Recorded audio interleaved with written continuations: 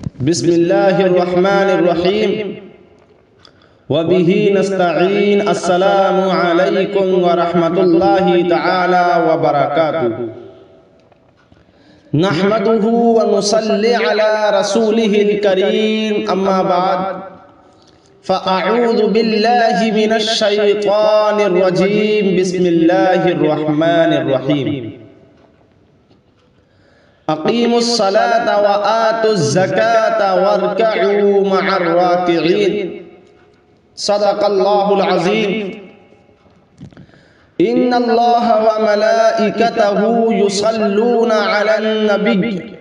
یا ایہا الذین آمنوا صلوا علیہ وسلموا تسلیما صلی اللہ علی محمد صلی اللہ علیہ وسلم صلی اللہ علی محمد صلی اللہ علیہ وآلہ۔ معزز سامعین و حاضرین، آج میری تقریر کا عنوان نماز سے متعلق ہے۔ معزز سامعین و حاضرین، اللہ رب العزت قرآن مجید کے اندر ارشاد فرماتا ہے اقیموا الصلاة وآتوا الزکاة وارکعوا مع الراکعین، کہ اے لوگو نماز قائم کرو اور زکوٰۃ دو اور رکوع کرنے والوں کے ساتھ رکوع کرو، یعنی جماعت سے نماز ادا کرو۔ معزز سامعین و حاضرین، جیسا کہ ہم بخوبی جانتے ہیں کہ نماز سب سے اہم چیز ہے۔ کل قیامت کے دن انسان سے سب سے پہلے جس چیز کا سوال ہوگا وہ نماز ہے۔ حضور کی آنکھوں کی ٹھنڈک نماز ہے۔ معراج کی رات اللہ رب العزت نے حضور کے ذریعے سے حضور کی امت کو جو تحفہ بھیجا وہ نماز ہے۔ نماز مومن کی معراج ہے، یعنی جب انسان نماز پڑھتا ہے تو اس کی معراج ہو جاتی ہے۔ جب انسان نماز پڑھتا ہے تو گویا کہ سرکار مدینہ صلی اللہ علیہ وسلم کی آنکھوں کو ٹھنڈک پہنچاتا ہے، ان سے محبت کا ثبوت دیتا ہے، اور اللہ کے سامنے سر جھکا کر اللہ کا مقرب بندہ بن جاتا ہے۔ معزز سامعین و حاضرین، لیکن ہم دیکھتے ہیں کہ آج ہم نے جو چیز اصل تھی جس کو نماز کہتے ہیں اس کو پس پشت ڈال دیا ہے، اس کو چھوڑ دیا، اس کی طرف ہماری توجہ نہیں جاتی۔ لیکن جو چیزیں ضروری نہیں ہیں ان کو ہم کرنے میں لگے ہوئے ہیں، اور جس چیز کو کرنے کی ضرورت ہے اس کو ہم چھوڑے بیٹھے ہیں۔ ذرا سوچئے کہ اگر آج ہمارے تن سے روح نکل جائے، اگر آج ہماری روح قبض ہو جائے اور ہم اس دنیا سے چلے جائیں تو کل قیامت کے دن اللہ کے سامنے کیا منہ دکھائیں گے؟ اللہ جب پوچھے گا کہ تو نے میری عبادت کی یا نہیں کی، میری بارگاہ میں آ کر میرے آگے سر جھکایا یا نہیں جھکایا، مجھ سے التجا کی یا نہ کی، تو ہم قیامت کے دن اللہ کے سامنے کیسے یہ بات کہہ پائیں گے کہ اے مالک و مولا ہم نماز نہ پڑھ سکے، ہم تیری بارگاہ میں آ کر سر نہ جھکا سکے، ہم رکوع کرنے والوں کے ساتھ رکوع نہ کر سکے۔ عزیزو، بہت کم وقت ہے، زندگی کا کوئی بھروسہ نہیں۔ دن بدن ہم سنتے ہیں کہ آج فلاں کا انتقال ہو گیا، آج فلاں اس دنیا سے چلا گیا، آج فلاں کی بیوی کا انتقال ہو گیا، آج فلاں کا جوان بیٹا اس دنیا سے چلا گیا، آج جوان بیٹی کا جنازہ اٹھ گیا۔ ہم دن بدن جنازوں کی خبریں سنتے ہیں، اور یہ بھی سنتے ہیں کہ وہ اس حال میں گئے کہ ان کو نماز پڑھنے کی توفیق نہ مل سکے، وہ نماز نہ پڑھ سکے، تب بھی ہم عبرت حاصل نہیں کرتے کہ کاش وہ لوگ تو نہ پڑھ سکے لیکن ہم ہی ان کو دیکھ کر عبرت حاصل کر لیں، ہم ہی اللہ کی بارگاہ میں سر جھکا لیں، اللہ سے معافی مانگ لیں۔ نماز اتنی اہم چیز ہے۔ ترمذی شریف کی حدیث ہے، نبی کریم صلی اللہ علیہ وسلم اپنے صحابہ کے درمیان بیٹھے ہوئے تھے، اور پھر آپ صلی اللہ علیہ وسلم نے اپنے صحابہ سے ایک سوال کیا کہ اے میرے صحابہ، ارأیتم لو ان نہرا بباب احدکم یغتسل منہ کل یوم 5 مرات هل یبقى من درنہ شیء۔ حضور نے اپنے صحابہ سے ایک سوال پوچھا کہ اے میرے صحابہ، اگر تم میں سے کسی شخص کے گھر کے دروازے پر، گھر کے سامنے ایک نہر جاری ہو اور وہ اس میں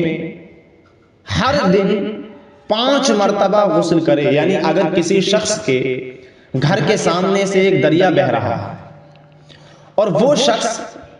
اس دریا میں دن میں 5 مرتبہ نہا رہا ہے، اچھے طریقے سے نہا رہا ہے، حل یبقى من درنہ شیء۔ تو حضور نے صحابہ سے پوچھا اے میرے صحابہ، کیا اس کے جسم پر کوئی میل باقی رہے گی، اس کے جسم پر گندگی باقی رہے گی؟ صحابہ نے کہا قالوا لا يبقى من درنہ شیء، یا رسول اللہ جب وہ شخص 5 مرتبہ اچھے طریقے سے غسل کر لے گا، اچھے طریقے سے نہا لے گا، تو اس کے بدن پر ذرہ برابر بھی میل باقی نہیں رہے گا۔ تو حضور نے فرمایا قال فذلك مثل الصلوات الخمس یمحو اللہ بہن الخطایا۔ آپ صلی اللہ علیہ وسلم نے ارشاد فرمایا یہی مثال 5 نمازوں کی ہے۔ جب بندہ 5 مرتبہ اللہ کی بارگاہ میں آ کر سر جھکاتا ہے، جب بندہ 5 مرتبہ آ کر اللہ کی بارگاہ میں سجدہ کرتا ہے، اللہ کی بارگاہ میں آ کر گڑ گڑاتا ہے، تو جس طریقے سے بندہ 5 مرتبہ نہانے سے، 5 مرتبہ غسل کرنے سے بالکل پاک و صاف ہو جاتا ہے، اسی طریقے سے جب ایک بندہ اللہ کی بارگاہ میں آ کر 5 مرتبہ سر جھکایا کرتا ہے تو اس کا دل گندگی سے پاک و صاف ہو جایا کرتا ہے، اس کا دل نور ایمانی سے چمک جاتا ہے۔ پتہ چلا 5 مرتبہ جب بندہ دریا میں نہائے گا تو جسم پر کوئی گندگی باقی نہیں رہے گی، اسی طریقے سے جب بندہ اللہ کی بارگاہ میں 5 مرتبہ سر کو جھکائے گا تو اس کے دل پر گناہوں کی گندگی باقی نہیں رہے گی۔ معزز سامعین و حاضرین، اب ذرا سوچئے کہ اگر انسان کا دل صاف ہو جائے تو انسان کا دل زکوٰۃ دینے کو بھی چاہے گا، انسان کا دل لوگوں کے ساتھ اچھا سلوک کرنے کو بھی چاہے گا، انسان کا دل لوگوں کے ساتھ اچھے اخلاق سے پیش آنے کو بھی چاہے گا، دین کے معاملات میں آگے بڑھنے کو بھی چاہے گا جب انسان کا دل پاک و صاف ہوگا۔ آج جو ہمارا دل عبادتوں کو نہیں چاہتا، اچھی چیزوں کو ہمارا دل جو نہیں آج پسند نہیں کرتا، اس کی وجہ یہ ہے کہ آج ہمارے دل گناہوں کے میل سے سنے ہوئے ہیں، گناہوں کے میل سے آلود ہیں۔ جب ہم نماز پڑھیں گے تو ہمارے دل سے اللہ رب العزت گناہوں کے میل کو ختم کر دے گا، گناہوں کے میل کو دھو دے گا، ہمارے دل کو نور ایمانی سے چمکا دے گا۔ جب ہمارا دل گناہوں سے پاک ہو جائے گا تو ہمارا دل تمام اچھی چیزوں میں لگنے لگے گا۔ معزز سامعین و حاضرین، دیکھیے جب بندہ نماز پڑھتا ہے تو اس کا مقام کیا ہو جاتا ہے، اللہ کے یہاں اس کی کیا قدر و منزلت ہو جاتی ہے۔ یہ حدیث بیہقی شریف کے اندر بھی آئی ہے، امام بیہقی نے بھی امام بیہقی نے سنن الکبریٰ کے اندر اس کو روایت کیا،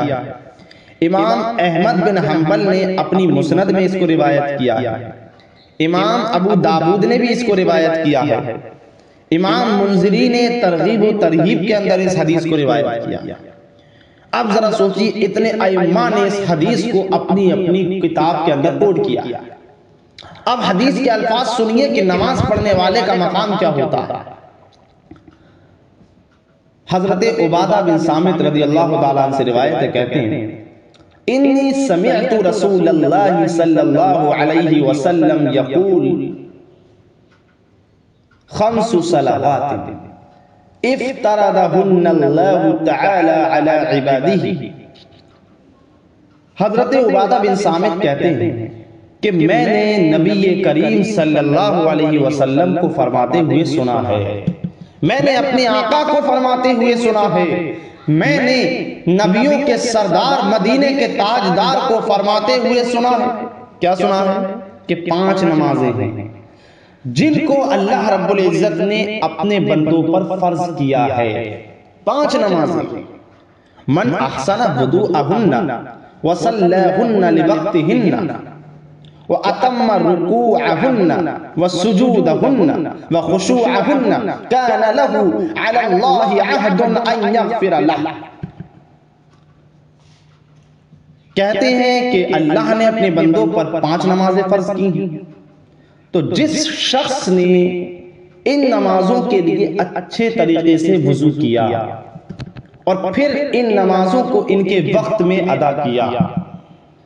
اور اپنے رکوع اور سجود کی تکمیل کی، اپنے رکوع اور سجود کو اچھے طریقے سے مکمل کیا، خشوع و خضوع کے ساتھ نماز پڑھی، تو پھر اللہ پر عہد ہے، یعنی اللہ نے وعدہ کر رکھا ہے کہ یقیناً ایسے شخص کو اللہ بخش دے گا، اپنے فضل سے اپنے کرم سے اللہ بخش دے گا. اللہ پر کوئی چیز واجب نہیں ہے، لیکن جب بندہ ایسا کرے گا تو یہ اللہ کا فضل ہوگا اس بندے پر کہ اللہ اس شخص کے لیے بخش دے گا. وَمَن لَمْ يَفْعَلْ فَلَيْسَ لَهُ عِنْدَ اللَّهِ عَهْدٌ إِنْ شَاءَ غَفَرَ لَهُ وَإِنْ شَاءَ عَذَّبَهُ. اور جس شخص نے ایسا نہیں کیا، یعنی جس شخص نے وضو نہیں کیا اور ان نمازوں کو ان کے وقت میں ادا نہیں کیا، اچھے طریقے سے نماز نہیں پڑھی، نماز کو چھوڑ دیا، نماز کو اہمیت نہیں دی، جس نے ایسا نہیں کیا تو پھر اللہ پر تو اللہ کے لیے اس کی کوئی ذمہ داری نہیں. تو اللہ پر اس بندے کا کوئی حق نہیں ہے، اگر اللہ چاہے تو اس بندے کو بخش دے اور چاہے تو عذاب دے، کیونکہ اللہ کی رحمت اس بندے پر برستی ہے. اللہ اس بندے کی طرف توجہ فرماتا ہے جو بندہ نماز پڑھتا ہے، نماز کی تکمیل خشوع و خضوع کے ساتھ کرتا ہے، تو اللہ رب العزت ایسے بندے کے لیے بخش دیا کرتا ہے. معزز سامعین و حاضرین، پتہ چلا بندہ جب نماز پڑھتا ہے تو دل گناہوں سے پاک و صاف ہو جاتا ہے. بندہ جب نماز کی تکمیل کرتا ہے، نماز کو خشوع و خضوع کے ساتھ پڑھتا ہے، تو اللہ رب العزت ایسے بندے کو اپنے فضل و کرم سے یقیناً قیامت کے دن بخشے گا. اور جو شخص ایسا نہیں کرتا ہے تو اللہ پر ایسے بندے کے لیے کوئی عہد نہیں ہے. اللہ کا فضل ایسے بندے پر ہو بھی سکتا ہے، اگر اللہ کی رحمت جوش میں آ جائے تو بخش سکتی ہے، اور اگر اللہ چاہے تو ایسے بندے کو جہنم میں بھی ڈال سکتا ہے. معزز سامعین و حاضرین، اب ایک اور حدیث جس کو امام احمد نے روایت کیا اور اس کی سند حسن ہے. امام احمد بن حنبل نے اپنی مسند میں اس کو روایت کیا. امام منذری نے ترغیب و ترہیب کے اندر اس حدیث کو روایت کیا. بڑی دلچسپ حدیث ہے. حضرت ابو ذر غفاری رضی اللہ تعالی عنہ، پت جھڑ کا موسم تھا، نبی کریم صلی اللہ علیہ وسلم کے ساتھ نکلے. نبی کریم صلی اللہ علیہ وسلم کے ساتھ جنگل کی طرف نکلے. حضرت ابو ذر غفاری حضور کے ساتھ تھے جب حضور جنگل کی طرف جا رہے تھے، اور وہ پت جھڑ کا موسم تھا، پتے جھڑ رہے تھے. والورق یتہافت، اور پتے جھڑ رہے تھے. فأخذ بغصنین من شجرۃ فجعل ذلك الورق یتہافت، تو حضور نے درخت کی 2 ٹہنیوں کو پکڑا اور ان کو ہلانا شروع کر دیا، تو اس درخت سے پتے جھڑنے لگے. جب سرکار نے ٹہنیوں کو پکڑا تو اس ٹہنی سے پتے جھڑنے لگے. پھر آپ نے حضرت ابو ذر غفاری سے کہا ابو ذر، تو حضرت ابو ذر غفاری نے کہا لبیک یا رسول اللہ، یا رسول اللہ حاضر خدمت ہوں، فرمائیے، عرض کیجیے یا رسول اللہ فرمائیے. آپ صلی اللہ علیہ وسلم نے ارشاد فرمایا ان العبد المسلم لیصلی الصلاۃ یرید بها وجہ اللہ فتحافت عنہ ذنوبہ کما یتحافت هذا الورق عن هذه الشجرہ. حضرت ابو ذر غفاری نے کہا یا رسول اللہ فرمائیے، حاضر خدمت ہوں. تو آپ صلی اللہ علیہ وسلم نے ارشاد فرمایا کہ جب مسلمان بندہ نماز پڑھتا ہے اور اس نماز کے ذریعے سے اللہ کی رضا طلب کرتا ہے، تو اس کے گناہ اس بندے سے اسی طریقے سے جھڑ جاتے ہیں جیسا کہ اس درخت سے پتے جھڑ رہے ہیں. یعنی جس طریقے سے اس پیڑ سے پتے جھڑ رہے ہیں، اسی طریقے سے جب ایک بندہ اللہ کی بارگاہ میں آ کر سجدہ کرتا ہے، اللہ کی بارگاہ میں آ کر سر کو جھکاتا ہے، اللہ کی رضا طلب کرتا ہے، اللہ کی بارگاہ میں آ کر گڑ گڑاتا ہے، تو جس طریقے سے اس پیڑ سے پتے جھڑ رہے ہیں، اسی طریقے سے انسان کے جسم سے گناہ جھڑ جایا کرتے ہیں، انسان کا دل گناہوں سے پاک و صاف ہو جاتا ہے۔ اب ذرا سوچئے، اتنی خوشخبریاں حضور نے سنائی ہیں، اتنی فضیلت ہے نماز کی کہ گناہوں کو ختم کر دیتی ہے، اس کے باوجود بھی بندہ آج نماز کی طرف ذرا بھی توجہ نہیں دیتا۔ میں آپ کو بتاؤں، آج ہم جن جن بزرگوں سے پریشانی کے وقت میں مدد مانگتے ہیں، یہ جن بزرگوں کے ہم ماننے والے ہیں، یاد رکھیے وہ بزرگان دین بھی نماز کے ذریعے سے ہی اس مقام تک پہنچے ہیں۔ انہوں نے اللہ کی عبادت کی، تب کہیں جا کر وہ ولی بنے۔ غوث اعظم ایسے ہی غوث اعظم نہیں بنے، بلکہ رات بھر اللہ کی عبادت کرتے تھے، اس کی بارگاہ میں سر جھکایا کرتے تھے، خشوع و خضوع سے اللہ کی عبادت کرتے تھے، گڑ گڑایا کرتے تھے، رویا کرتے تھے، آہوزاری کیا کرتے تھے، تب اللہ نے غوث اعظم کو تمام ولیوں کا سردار بنایا۔ خواجہ غریب نواز ایسے ہی خواجہ نہیں بنے، ہندوستان کے راجہ ایسے ہی نہیں بنے، بلکہ اللہ کی عبادت کی ہے، اللہ کی بارگاہ میں سر جھکایا ہے، اللہ کو راضی کیا ہے۔ آج ہمیں بھی اگر ان بزرگوں سے ہمیں محبت ہے تو یاد رکھیے گا، پہلے ہمیں ان کی تعلیمات کو پکڑنا ہوگا، ان کی تعلیمات پر عمل کرنا ہوگا کہ انہوں نے اللہ تک یہ لوگ کیسے پہنچے، اس مقام تک یہ لوگ کیسے پہنچے، تو پتہ چلے گا انہوں نے اللہ کی عبادت کی تھی، انہوں نے نماز پنجگانہ پڑھی تھی، انہوں نے لوگوں کے ساتھ اچھا سلوک کیا تھا، انہوں نے پڑوسیوں کے ساتھ حسن سلوک سے پیش آئے تھے، یہ لوگوں سے اچھا سلوک کرتے تھے، خدمت خلق کیا کرتے تھے، اللہ کی بارگاہ میں رات رات بھر نوافل پڑھا کرتے تھے، تب کہیں جا کر اللہ نے یہ مقام عطا کیا ہے۔ میں ایک اور حدیث آپ کو سناؤں، اس حدیث کو امام مناوی نے فیض القدیر کے اندر روایت کیا ہے، اور یہ حدیث امام عبد الرزاق، امام ابن ابی شیبہ نے اپنی مصنف کے اندر روایت کیا ہے، مصنف عبد الرزاق کے اندر بھی یہ روایت آئی ہوئی، اور اس کے راوی حضرت حسن رضی اللہ تعالی عنہ ہیں۔ کہتے ہیں کہ نبی کریم صلی اللہ علیہ وسلم نے فرمایا للمصلی ثلاث خصال، فرمایا کہ نماز پڑھنے والے کی تین خصلتیں ہیں، تین خصلتیں ہیں کہ جب بندہ نماز پڑھتا ہے تو کیا ہوتا ہے، تو یہ ہوتا ہے کہ اللہ کی رحمت اس کے قدم سے لے کر اس کی گردن تک گھیر لیا کرتی ہے، اللہ کی رحمت اس کو قدم سے لے کر سر تک گھیر لیا کرتی ہے، اس پہ اللہ کی رحمت برستی ہے۔ دوسرا فائدہ یہ ہوتا ہے وَتَحُفُّ بِهِ الْمَلَائِكَةُ مِنْ قَرَنِهِ إِلَىٰ أَعْنَانِ السَّمَاءِ، کہ فرشتے اس کو اس کے جسم سے لے کر آسمان تک اپنے پروں سے اس کو ڈھانپ لیتے ہیں، اور ایک ندا دینے والا ندا دیتا ہے، ایک پکارنے والا پکارتا ہے اور کہتا ہے وَيُنَادِي مُنَادٍ لَوْ عَلِمَ الْمُنَاجِي مَنْ يُنَاجِي مَنْ فَطَلَ، ایک پکارنے والا پکار کر کہتا ہے کہ جو شخص نماز پڑھ رہا ہے، جو شخص سرگوشی کر رہا ہے، اگر وہ جان لے کہ وہ کس سے گفتگو کر رہا ہے، کس کی بارگاہ میں عبادت کر رہا ہے، تو کبھی بھی نماز سے جدا نہیں ہوگا۔ یعنی نماز کی لذت یہ ہے، اگر بندہ جان لے کہ نماز میں وہ کس کے آگے کھڑا ہوا ہے تو کبھی بھی نماز سے جدا ہونا پسند نہیں کرے گا۔ تو ہمیں ضرورت ہے کہ ہم اپنا تعلق نماز سے مضبوط کریں، اللہ کی بارگاہ میں سر جھکائیں، اللہ سے محبت کریں، کیونکہ جب تک ہماری نماز کی تکمیل نہیں ہوگی، جب تک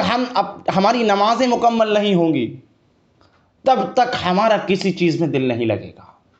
کیونکہ نماز انسان کے دلوں کو صاف کر دیتی ہے۔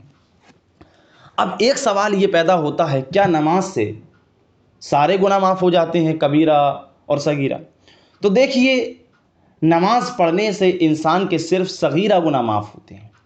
کبیرہ گناہ معاف کرانے کے لیے آپ نے اگر وہ کبیرہ گناہ نماز سے جو گناہ معاف ہوتے ہیں وہ صغیرہ گناہ معاف ہوتے ہیں، اگر آپ کو کبیرہ گناہ معاف کرنا ہے تو آپ کو توبہ کرنا پڑے گی، اور اگر وہ گناہ حقوق العباد میں سے ہیں تو آپ کو پہلے اس بندے سے جا کر بھی معافی مانگنا ہوگی جس کی آپ نے حق تلفی کی ہے، کیونکہ نماز سے صغیرہ گناہ معاف ہوتے ہیں۔ رہے حقوق العباد کبیرہ گناہ، تو حقوق العباد کے لیے اس بندے سے معافی مانگنا پڑتی ہے جس کی حق تلفی کی ہے، اور کبیرہ گناہ کے لیے توبہ کرنا پڑتی ہے۔ اللہ رب العزت سے دعا ہے اللہ رب العزت ہم سب کو نماز پنجگانہ پڑھنے کی توفیق عطا فرمائے۔ وما علینا الا البلاغ۔ السلام علیکم ورحمۃ اللہ تعالی وبرکاتہ۔